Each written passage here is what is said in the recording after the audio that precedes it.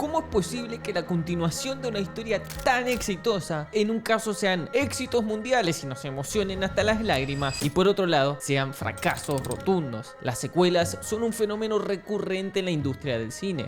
Nos permiten ver a los personajes que queremos, conociendo cómo evolucionan sus historias. Sin embargo, mientras algunas logran ser incluso mejores que sus primeras, otras no solo son peores, sino que terminan asesinando a la saga. ¿Por qué algunas secuelas no funcionan? O aún más grave, ¿cuál es el error fatal que cometió este director que mató a su propia película? Punto número 1. No expande el mundo. Según John Truby en La anatomía del guión, la clave del éxito de una secuela no es solo repetir lo que funcionó en la primera historia, sino añadir nuevas capas de complejidad en el conflicto y el contexto, haciendo que los personajes y el mundo sean más ricos, más profundos y que las apuestas emocionales sean más altas. Para ponerlo en simples palabras, cuando menciona las capas del conflicto se refiere a la introducción de nuevos problemas y dilemas que complican aún más la trama y que afectan tanto a los personajes como al mundo en que habitan. Estas capas pueden estar relacionadas con elementos no explorados en el primer film,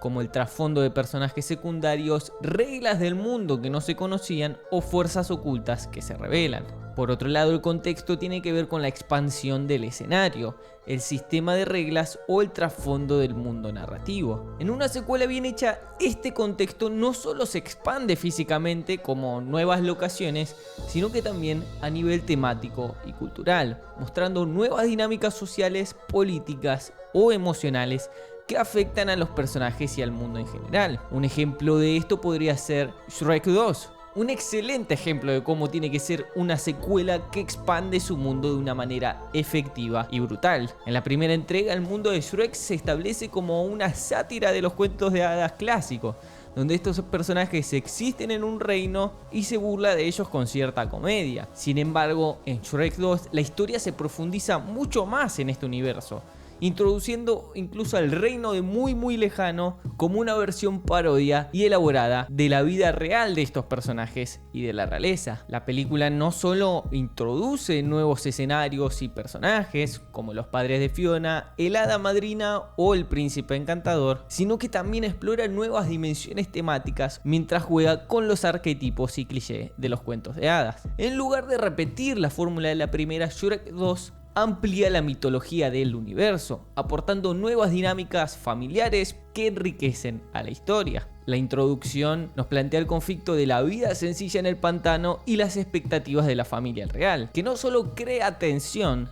en la relación entre Shrek y Fiona, sino que también da una nueva plataforma para que los personajes crezcan. Este tipo de expansión de contexto es exactamente lo que Truby recomienda para que una secuela sea exitosa. Podríamos tildar como un ejemplo negativo de esto la segunda parte de The Hangover. Esta es un ejemplo clásico de cómo no expandir el mundo. La secuela se apega demasiado a la fórmula original, repitiendo el escenario y los conflictos de la primera entrega, sin aportar absolutamente nada nuevo a la narrativa. Aunque el contexto geográfico cambia de Las Vegas a Bangkok, el tipo de conflicto es el mismo: pérdida de memoria, situaciones inverosímiles, etc. Estas variaciones se mantienen y los personajes no enfrentan nuevos desafíos reales ni hay un crecimiento emocional. Esto lleva a que la película se sienta como una copia en lugar de como una continuación, lo que desconecta a la audiencia y hace que la secuela sea un poco menos impactante. Llevándolo al Joker, la parte graciosa, por decirlo de alguna manera, es que el director de Hangover 1 y 2 es el mismo que el de Joker, Todd Phillips, que en este caso ni siquiera se siente como una copia que intenta repetir lo que funcionó en la primera, sino que por el contrario, dinamita varias de las premisas más interesantes del film original. Uno de los puntos fuertes para mí en el Joker del 2019 y un elemento clave para el desarrollo del personaje de Arthur era la sociedad de Ciudad Gótica. La ciudad, su estado de caos y desigualdad jugó un papel fundamental en la transformación de Arthur en el Joker. La sociedad era en muchos sentidos otro personaje más de la película, por no decir casi el antagonista principal de la misma. La forma en la que los ciudadanos lo trataban, las políticas sociales fallidas y el colapso del sistema social se entrelazaban con el deterioro psicológico de Arthur. Esto fue lo que hizo que su transición al Joker fuera tan creíble.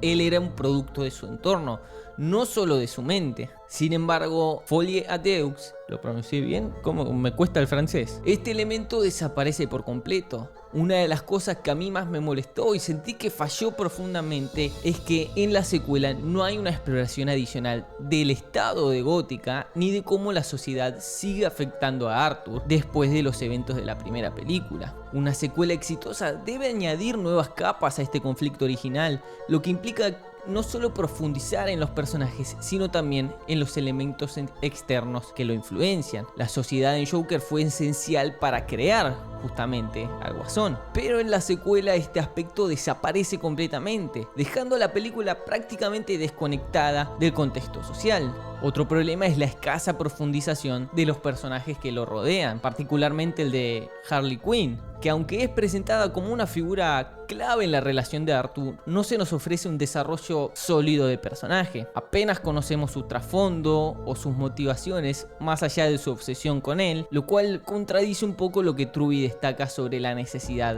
de profundizar en personajes secundarios. Es decir, más allá de que es importante por su relación de amor o pareja, realmente no terminamos conociendo verdaderamente a este personaje. Mientras que en Shrek 2, personajes como los padres de Fiona y el hada madrina amplían la narrativa al añadir nuevas dinámicas, en Folie de Deux, Harley Quinn no logra aportar más dimensiones al mundo del Guasón. Además, otros personajes importantes del primer film también son ignorados o eliminados de la narrativa. Por ejemplo, los padres de Bruce Wayne, cuyo asesinato, indirectamente provocado por Arthur en la primera película, no son mencionados ni tienen relevancia en la trama. Esto para mí representa una oportunidad completamente perdida para profundizar las consecuencias de las acciones de Arthur y cómo estas afectan al mundo de Gótica. Lo que nos termina llevando al segundo punto, y es que el segundo problema por el cual fracasa esta secuela es que repite exactamente el mismo arco. A pesar de presentarlo bajo nuevas circunstancias, Arthur Fleck repite prácticamente el mismo arco de personaje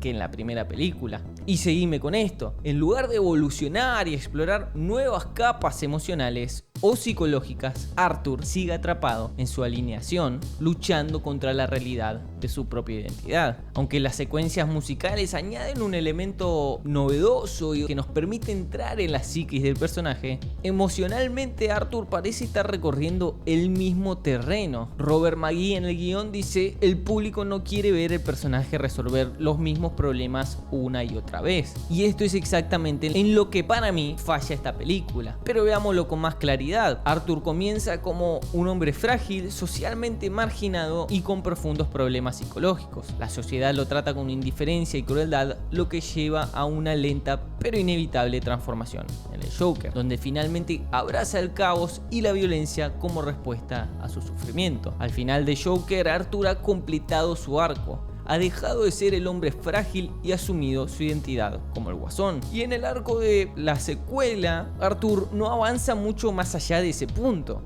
En lugar de ver cómo explora nuevas dimensiones con su identidad como el Joker, o enfrenta las consecuencias de haberse transformado en esa figura, viviendo ya como esta persona en la que se convirtió, la película lo presenta repitiendo los mismos conflictos internos, desconexión de la realidad y una lucha por definir quién es. Esta falta de evolución le da un carácter repetitivo a la narrativa y al desarrollo de su personaje. Por dar un ejemplo, en El Padrino 2, Michael Corleone, que ya se ha consolidado como el líder de la familia, se enfrenta a nuevas tensiones justamente por ser el líder de la familia. En lugar de simplemente repetir su ascenso al poder, la película explora su descomposición moral y su aislamiento, lo que lo convierte en un personaje más complejo y trágico. Pero en Folie à Deux, Arthur parece estar estancado en el mismo ciclo que ya vimos en la primera película. Al no llevar al personaje a nuevos lugares emocionales, la cinta pierde la oportunidad de profundizar en su desarrollo y de mantener el interés del público. Y no solo eso, sino que esto nos lleva al último punto y el más importante, y es que a pesar de repetir el mismo arco, el cierre no es el mismo, sino que Folie à Deux contradice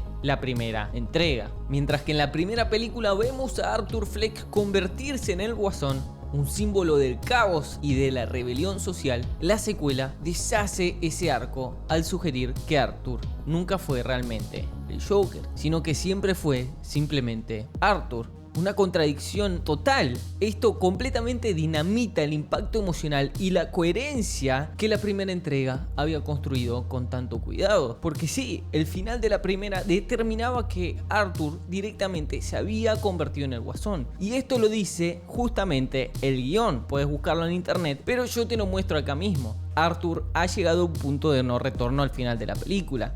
En la escena culminante, Arthur se corta la boca para crear la sonrisa del Joker, su transformación física en el personaje. Este momento no es solo símbolo visual de su evolución, sino también la culminación de su viaje emocional. Tal como lo describe el guión, Now he is the Joker. El peso de esta transformación se centra en cómo el caos de Gótica, el sistema social roto y la marginación lo empujan a convertirse en una figura que representa el descontento, la rabia y la anarquía. La película cierra con un Arthur que ya no tiene vuelta atrás, completamente consumido por el Guasón. Ahora, en la secuela, esta transformación se deshace completamente. Por el contrario, lo vemos en el juzgado hablando por micrófono, diciendo directamente que él no es el Joker. A través de la relación con Harley Quinn y las secuencias musicales que muestran su mente distorsionada, la secuela introduce la idea de que el Guasón nunca existió verdaderamente, sino que siempre fue un producto de la mente fragmentada de Arthur y que él jamás quiso ser eso. Esto contradice completamente la narrativa de la primera película. En lugar de profundizar en el arco del Guasón y conflictos internos que podía enfrentar con su nueva identidad, la película decide retroceder, sugiriendo que el Guasón nunca fue real. El director mismo de la película, Todd Phillips, dice que Arthur Fleck nunca fue el Guasón, siempre ha sido Arthur Fleck, nunca ha sido esa imagen que le ha impuesto. Esa es la idea que la gente de Gotham le ha impuesto, que él representa. Es un ícono involuntario, le impusieron esa imagen y ya no quiere vivir como un impostor, quiere ser quien es. Y esto no fue justamente lo que escribió en el guión el mismo director. Y yo creo que acá, entrando en el terreno de la especulación, y esto es un pensamiento personal, Joker se convirtió como un fenómeno cultural inesperado, adoptado incluso hasta por movimientos como un símbolo del caos y sobre todo la rebeldía, algo que Phillips seguramente nunca quiso para el personaje. El Joker no estaba destinado a ser un líder o un símbolo de justicia social, sino un hombre roto, atrapado en su propia locura. Según entrevistas con Phillips, él estaba un tanto incómodo con la recepción del público, que alabó prácticamente a Arthur Fleck como un héroe trágico o como un símbolo de protesta política o de las fallas sociales del sistema. Esta incomodidad parece reflejarse en su decisión de transformar la secuela en un musical, distanciándose del realismo crudo de la primera entrega y empujando al Joker hacia un territorio más surrealista y caótico. Al convertir la película en un musical, Joker esencialmente fuerza a la audiencia a reevaluar al personaje, despojándolo de cualquier atractivo como un símbolo de lucha. La relación entre Arthur y Harley, donde ella es una especie de reflejo de la audiencia, ¿quiénes somos nosotros como público mirando la película? Queríamos ver al payaso del caos, no al hombre roto detrás de la máscara. Y cuando Arthur menciona que ya no es el Joker, que es solo Arthur, la audiencia pierde interés en él. Cuando no hay más Joker, el personaje parece perder su atractivo. Y si este es el camino que tomó el director para tratar de demostrarnos esto, yo creo que a mí me llegó ese mensaje. La realidad es que salí de la sala un poco decepcionado con la película. Aunque algunas piezas musicales me habían gustado y sentí que ayudaban a la narrativa, tal vez dos de ellas, las demás sí se sintieron como un tanto forzadas, al menos para mí. Pero por otro lado, creo que podemos ver a alguien que estaba tratando de corregir su rumbo, que quizá no le gustó lo que generó la primera película y quiso corregirlo. O quizá, solo quizá, tenía ganas de hacer esta película, de hacer un musical. A pesar de que la película no me gustó del todo, siempre siento que es valorable el intentar hacer algo distinto y el intentar ir por el impulso más creativo. Esta es mi opinión, leo la tuya en los comentarios. Seguime en mis redes, que recomiendo películas cuando no sabes qué ver. Mi nombre es Iván y me atrapaste. Es cine.